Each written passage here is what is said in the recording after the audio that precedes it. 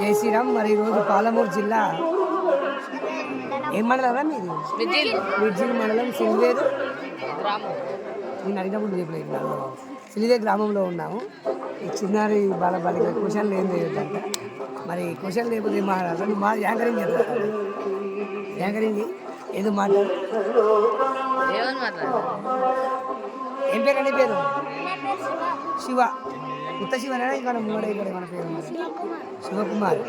తర్వాత ఏమైనా ఉందా? ఇంకా ఉంటాయి కదా పేరు. ఏం లేవా? మీ నాన్న పేరు ఏంటి? ఇంకా తెలియదా? అమ్మ పేరు? ఎంతమంది మీరు అన్నదమ్ములు? అవునా? ఏ క్లాసు?